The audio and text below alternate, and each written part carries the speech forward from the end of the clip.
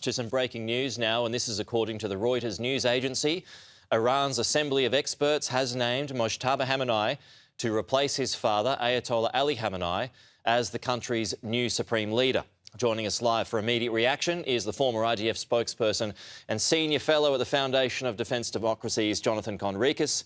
Jonathan, thanks for your time this morning. So what does this mean for the future of the Iranian regime? Yes, good morning to you. Thanks for having me on. A few takeaways.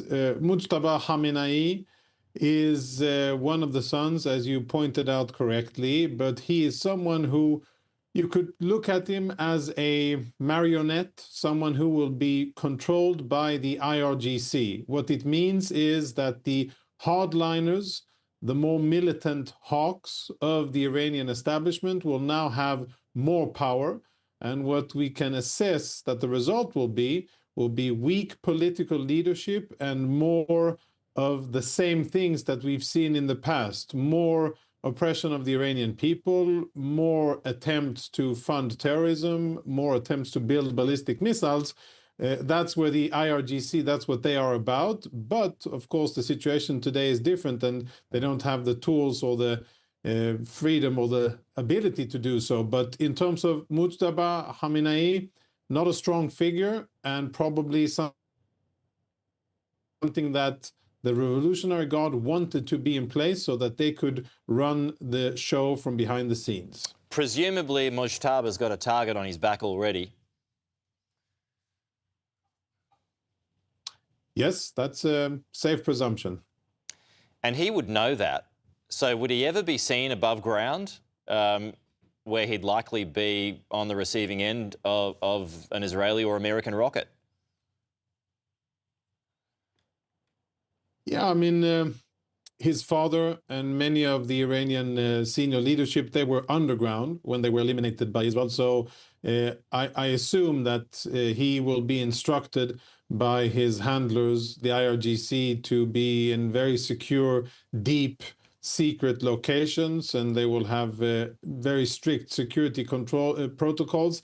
But, you know, judging by the amount of senior Iranian officials, military and political, that have been eliminated, I don't know how useful and how effective that will be long term, because Israeli security organizations, Mossad and IDF and the Israeli Air Force are on the hunt and actively trying to undermine the Iranian leadership and to signal to the Iranian establishment that this pressure will go on. So we'll see how long he lasts. Well, I mean, even if he doesn't last long, does it even matter?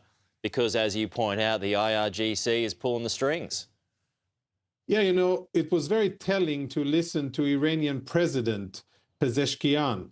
He gave a video statement yesterday where he was basically apologizing to Gulf nations for firing at their infrastructure and killing civilians in 11 different countries in the region. And his reason for why this has happened was that he said, these are his words, that military commanders of the IRGC were not in contact with their commanders, with their units, and therefore acted at their own volition. And that is what has led to the situation. He vowed that Iran wouldn't continue with that. But then immediately after, two senior spokespeople, the spokesperson of the parliament and one of the National Security Council, actually negated what the president has said and said, actually, if we will be attacked from those countries, we are going to retaliate. So very odd situation. And yes, the bottom line, we still have the IRGC in control, and that is not good news for Iran or the region. I just want to bring to your attention, Jonathan, just a moment ago, we've just got a feed of Iranian state TV coming to us. And I mean, there's a picture of the new Supreme Leader on its screen right now. But a moment ago, and perhaps it'll go back to a split screen, people are actually on the streets of Tehran celebrating at the moment. They're the images that we saw a moment ago. We'll see if they end up coming back. Again, this is on Iranian state TV. Would you have a thought on that? I mean, I'll illustrate to you what I just saw. There were thousands of people on the streets of Tehran, you know, waving the Iranian flags, and it looked as though they were celebrating this new news. Is that to be expected? Well, if it's on Iranian state TV, then you must presume that it is orchestrated, it's propaganda, and it is designed for, the strengthening and the bolstering of public opinion and perhaps morale in Iran in a desperate attempt by the regime to do so. There it is there, Jonathan, if you can see. Yeah. Interesting. By the way, just quick reflection. They look much more lively than the previous stage demonstrations that the Iranian regime has broadcast. But anything that is broadcast on Iranian state TV is by definition propaganda with the purpose of influencing public opinion. So, other than taking it at face value, I wouldn't do a lot with it. We'll get back to that point, and you referred to this too, because I'm interested in the IRGC now. If it is pulling the strings and members of the IRGC have been taken out, how much do you think its leadership, and talking about the IRGC, how much has that been disrupted from whether it's Israeli or American attacks? Not nearly enough. Not nearly enough. There's progress, and many of the key officials have been eliminated. A lot of their facilities. Today, Israel struck two very important locations, the IRGC Air Force and the IRGC Space Command, very important locations. And the IDF has been chipping away at many of their infrastructure.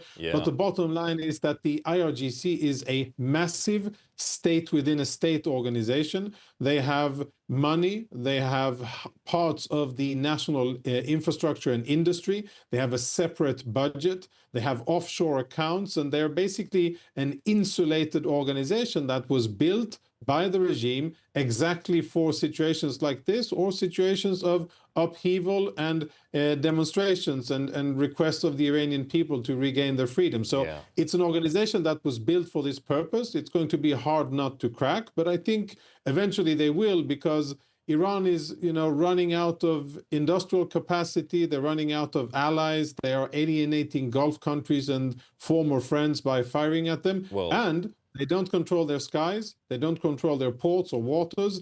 And Israel and the US are quite dominant. So we'll see how long it takes. Well, further to that, I mean, they've struck desalination plants now in Bahrain, which is being a valuable resource in the Middle East. But, I mean, I've been told that Iran still has tens of thousands of ballistic missiles at its disposal. I mean, how long do you think this is going to take to be able to clean up or end? Yeah, no, that's not an assessment that I would validate. According to Israeli assessments, before a week ago, Iran had a little bit more than 2,000 ballistic missiles, and they were busy building, but they had about 2,000 missiles that were operational.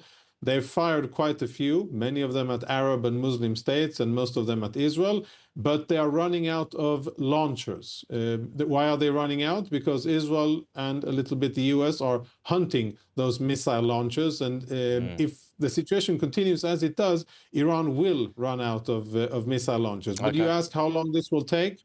My assessment is weeks. With every day that goes by, Iranian military and political capabilities will be degraded, and Israel and the US will enjoy more and more freedom of movement to do what they deem necessary in order to defeat the regime. Okay, that's Jonathan Conricus coming to us live from Tel Aviv. Jonathan, appreciate it.